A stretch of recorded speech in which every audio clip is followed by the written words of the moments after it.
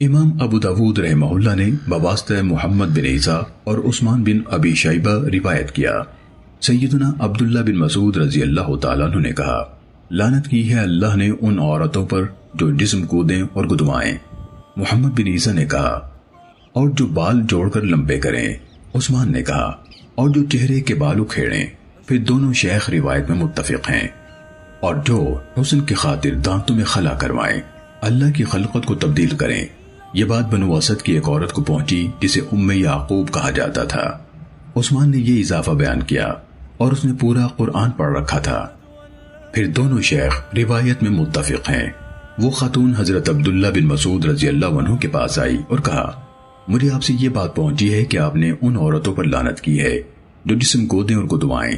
محمد نے کہا، اور جو بال جوڑ کر لمبے کریں۔ اور عثمان نے کہا، اور جو چہرے کے بال اکھیڑیں۔ پھر دونوں روایت میں متفق ہیں۔ اور جو دانتوں میں خلا کروائیں۔ عثمان نے کہا، زینت کی خاطر اللہ کی خلقت کو بدلنے والیاں ہیں۔ تو حضرت عبداللہ بن مسعود رضی اللہ عنہ نے کہا، مجھے کیا ہوا کہ میں ان پر لعنت نہ کروں جن پر رسول اللہ صلی اللہ علیہ وسلم نے لعنت کی ہے، اور یہ اللہ کی کتاب میں بھی وارد ہے۔ وہ بولی، تحقیق میں نے پورا قرآن جو دو گدوں کے درمیان میں ہے پڑھا ہے، مجھے تو اس میں یہ حکم نہیں ملا ہے۔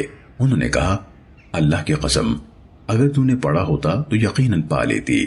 پھر انہوں نے یہ آیت پڑھی، وَمَا آتَاكُمُ الرَّسُولُ فَخُذُوهُ وَمَا نَهَاكُمْ عَنْهُ فَانْتَهُوا۔ اور رسول جو کچھ تمہیں دے دیں وہ لے لو، اور جس سے روک دیں اس سے رک جاؤ۔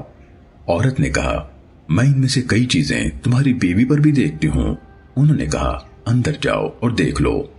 چنانچہ وہ اندر گئی، پھر باہر آ گئی۔ انہوں نے پوچھا، کیا دیکھا ہے؟ عثمان نے کہا، عورت نے کہا، میں نے کچھ نہیں دیکھا۔ تو حضرت عبداللہ رضی اللہ تعالیٰ عنہ نے کہا، اگر یہ ہوتا تو ہمارے ساتھ نہ ہوتی۔ سنن ابو داود حدیث نمبر 4169۔